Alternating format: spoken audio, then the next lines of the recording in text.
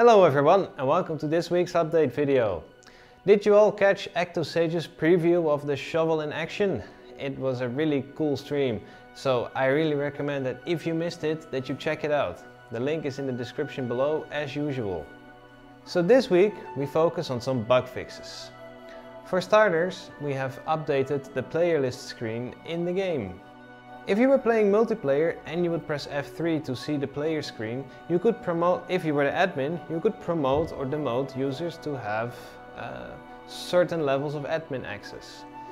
This would not update, which was really annoying because you didn't know for sure if your promote went through or not, but now it updates correctly. We also fixed the rope release settings not saving correctly.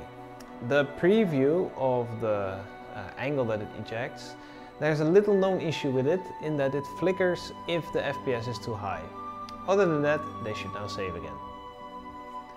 Finally, we fixed an issue that caused a black screen for some people.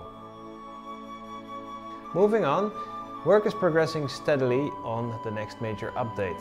As I mentioned before, the next major update not only provides quality of life improvements for players, but also for modders. For starters, the programmers amongst you, you will now be able to create your own entity components. And this includes the proper multiplayer support, so you can implement multiplayer calls in exactly the same way we are doing it, without being restricted to arbitrary limitations. We are also introducing a mod metadata versioning system. This means that you can tag your mod with a certain set of versions that it supports. This also means for players that if they open the mod screen, they will see whether or not mods are supported in their version of the game. They can still try to load them, but there may be problems. We also added input keybinding integration, so you can now define your own controls. They will show up for the user in their controls configuration screen or help screen, and they will store to their config file.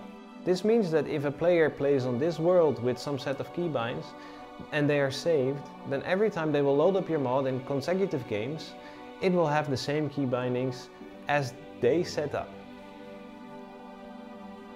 Finally, items now have tags.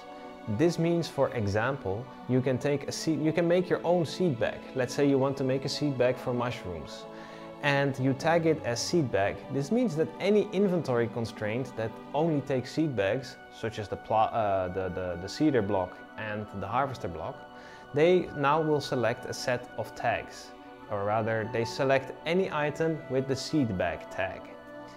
This means that you can load up multiple mods that add seed bags to the game, and they will work together seamlessly.